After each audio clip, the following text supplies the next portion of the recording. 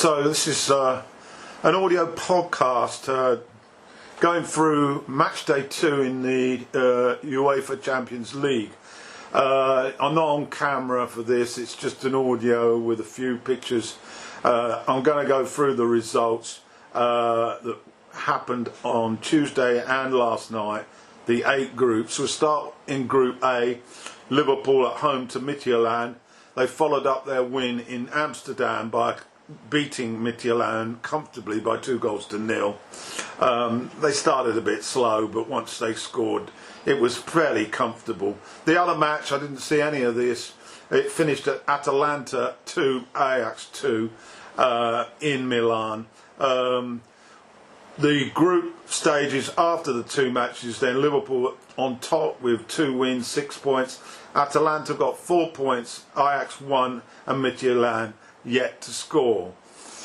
Into Group B, this is Manchester City's group. They followed up a comfortable win at home against Porto by beating Marseille in France by 3-0. Porto, they were at home to Olympiacos and delivered a 2-0 scoreline. So basically, Man City on top with 6 points. Porto have got 3. And the Greeks and the French have 1 each, I think, from memory. Into Group C then, this is the Champions Group. Bayern Munich, after a convincing win at home to Atletico Madrid. Less comfortable in Moscow, but they did win by 2-1. It's getting a bit cold there, I guess. Atletico Madrid bounced back from that mauling in Munich by getting the best of 5 goals against Salzburg. So they won that one by 3-2. So basically Bayern 6 points, Atletico 3, and Salzburg and Lokomotiv have a point each. Group D, this is Real Madrid's group. Remember they got turned over by Shakhtar by 3-2 last week. They had an away tie this time in Germany at Mönchengladbach. That's the dog, by the way. He's got irritation in his ears, so he shakes his head a lot. In Germany, it was they went 2 down, the Spaniards, but they fought back again, and this time they got something out of it. It ended Mönchengladbach 2, Real Madrid 2. The other match in the Ukraine pitted Shakhtar at home to Inter. It was a goalless draw. So basically that leaves Shakhtar on top with 4, Inter on and Mönchengladbach on 2, and Real Madrid on 1. I think I've got that right, yes. Right, last night's fixtures then. Group E starts off in Seville. Seville are at home to Rennes. Of course they got a draw last week in London against Chelsea. They narrowly beat the French side by 1-0. Krasnodar, which I think is in Russia, I'm not absolutely sure about this, they hosted Chelsea, and after a pretty solid performance in the first half, Chelsea ran away with it in the second and won by 4-0. It was slightly flattered, Chelsea, I has to be said. Into Group F, Dortmund, who got beaten in Rome by Lazio. They were at home to Zenit, and they, after looking rather ill at ease, 2 late goals meant that they got their campaign off and running. They beat Zenit by 2-0.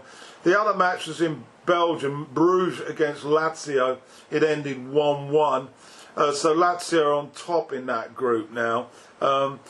Then into Group G, the big match of the Matchday 2 was in Turin, Juventus against Barcelona. No Ronaldo though, he didn't manage to beat the COVID quarantine. Messi of course started for Barcelona. Juve, I think on count, I think they had 3, maybe 4 goals disallowed for offside and various infringements. Barcelona scored 2, and those survived the VAR, won by Messi. So Barcelona beat Juventus interim by 2-0. The other match was in Hungary between Ferencváros and Kiev. Both lost their openers, and they levelled this one. They got a point out of it, each of them. The final score was Ferencváros 2, Kiev 2. Now the last group, the one that I was really waiting for, and I was lucky enough to get a download of this morning and watch the whole match.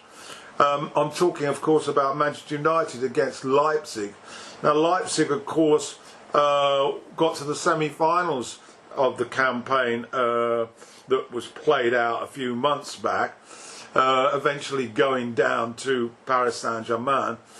And they're currently top of the Bundesliga, so this looked a very stiff task for Manchester United, particularly as their home form is pretty wretched at the moment. But it was a fairly level first half hour, not a lot of chances. But then United opened the scoring with Mason Greenwood back in the side. And into the second half, although Leipzig looked very good on the ball and threatening, the United defence looked pretty solid, it has to be said. The outstanding performer for me was Wan-Bissaka right back. He is possibly the best tackler in the Premier League. And then United managed to get a second when a great ball over the top allowed, I think it was Fernandes who'd come on, as had Rashford, and the Fernandes ball over the top, and Rashford, who was in his own half, galloped into the open spaces and clipped it nicely past the keeper. We had to wait a long time for the VAR, but they awarded the goal. And then after that, the Germans fell apart, and Rashford scored 2 more goals and a Martial penalty, and ended up 5-0 final score. Absolutely extraordinary scoreline, really. But I'm very happy about it. Remember, Leipzig overturned Spurs in the tournament last time out. So final score at Old Trafford then was Manchester United 5, Leipzig 0. And they also had a goal disallowed for Cavani. In the other game, which was played in Turkey, PSG, of course, who lost to United in Matchday 1, well, they comfortably went for a 2-0 win in Istanbul. So that leaves Group H. Manchester United 2 wins, 6 points. PSG 3 points. Leipzig 3 points. And Istanbul pointless. So that's it for Matchday 2 in the Champions League. And I'll get this to you.